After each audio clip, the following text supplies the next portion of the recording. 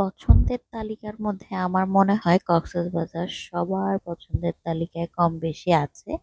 আমার তো আছে। তো আবার আমি ঘুরতে চলে গেছি কক্সবাজারে। আর এবার একটু অন্য একটা হোটেলে উঠেছি। গতবারে ছিলাম হচ্ছে টিউলিপে, এবার উঠেছি লং বিচ টাতে। তো আমি আমার রুমে আসার আগে দেখলাম বাচ্চারা আমার রুমে এসে একেবারে যা তা অবস্থা করে ফেলছে আমার রুমের। আর আমি এবার নিয়েছিলাম সি ফেসিং রুম। তো ওই যে দেখেন দূরে দেখা যাচ্ছে সি, আর এই হচ্ছে তার ফেসটা অনেক দূরে। যাই হোক, সি ফেসিং রুম চেয়েছি, দিয়েছে। হয়তোবা তাদের এর থেকে আর ভালো ছিল না বা আমার জানা নাই। তো এরপরে আমি কিছুক্ষণ বারান্দায় দাঁড়ালাম, ভাল লাগছিল। আর বাইরে বৃষ্টি পড়ছিল সকালবেলা। আমি আজকেই এসেছি, আজকে হচ্ছে 15 তারিখ, আমি আজকেই এসেছি। তো বৃষ্টি পড়ছিল সকালবেলা, আর বৃষ্টির মধ্যে সাগরের ঢেউটা দেখতেও ভালো লাগছে।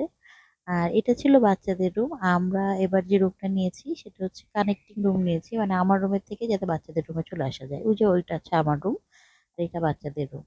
কারণ হচ্ছে যে বাচ্চাদেরকে আলাদা রুমে দিলে ভয় লাগে যে ওরা রাতে যদি কোনো সমস্যা হয় বা ভয় পায়। তো যার কারণে এবার আমরা একটা কানেক্টিং রুম নিয়েছি বাচ্চাদের জন্য। গতবার যেমন একসাথে একটা রুমে ছিলাম, এবার আর ওভাবে নেইনি।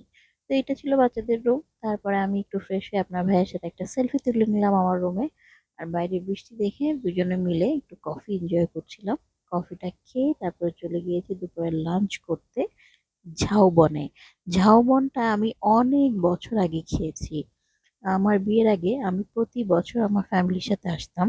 হুম, মানে প্রতি বছর বাবা মা বড় ভাই সবাইকে নিয়ে আমরা প্রতি বছর একবার কক্সবাজার ঘুরতে আসতাম। এবং আসলে আমাদের একটা ফিক্সড হোটেল এবং এই ঝাউবনে খাওয়া দাওয়া করা হতো। তো এসেই ঝাউবনের মানে অনেক পুরনো কিছু ভর্তার রেসিপি দেখলাম, যেটা এখনো আছে। অর্ডার করলাম। সাথে ছিল আম, লইট্টা ফ্রাই, দেশি মুরগি আলু দিয়ে। আমার ছেলে তো আবার আলু ছাড়া চলে না। তারপরে ছিল হচ্ছে গরুর মাংসের ভুনা। আর এখানে ছিল একটা বড়ের আচার। সাথে ছিল ঘন ডাল। আমার গলাটা একটু কেমন বসে বসে গিয়েছে।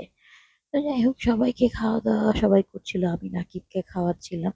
খাওয়াতে খাওয়াতে সব খাবার ঠান্ডা হয়ে গেছে। তো লাস্টে আমি খাবারটা নিয়ে বসেছি খাওয়া দাওয়া করার জন্য।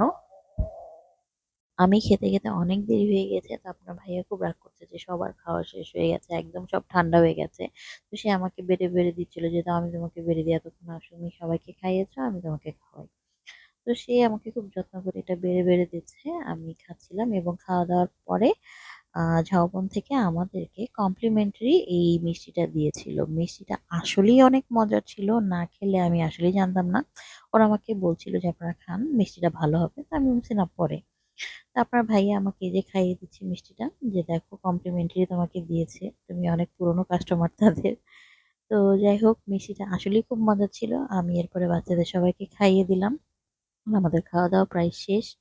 এটা খেয়ে আমরা বিল টিল দিয়ে চলে গেছি এবং আমার কাছে খুব ভালো লেগেছে ওদের এবারের পরিবেশটা। আগে যেটা ছিল, আগে ছিল একতলা, একতলা একটা মানে টিন শেড ছিল, সাইডে দেয়াল ছিল। বাট এবারেরটা হচ্ছে অনেক সুন্দর, একদম এসি টেসি করা। আগে এসি ছিল না সম্ভবত, আমার মনে নেই। প্রায় আমি 12-13 বছর আগের কথা বলছি। এই যে নিচে যে মানে যেটা পার্কিং, এটা ছিল ওদের রেস্টুরেন্ট। এত বড় ছিল না, আরো ছোট ছিল। যাই হোক, এখন এটা ওরা পার্কিং করেছে এবং উপরে নিয়ে গিয়েছে। খুবই সুন্দর, বসে খাওয়া দাওয়া করে আমার কাছে খুব ভালো লেগেছে। এবং অনেক বছর পরে এই ঝাউবনে খেয়েও পুরোনো দিনের কথাগুলো মনে পড়েছে। মনে হচ্ছে আবার সবাইকে নিয়ে যদি আসা যেত আর একবার।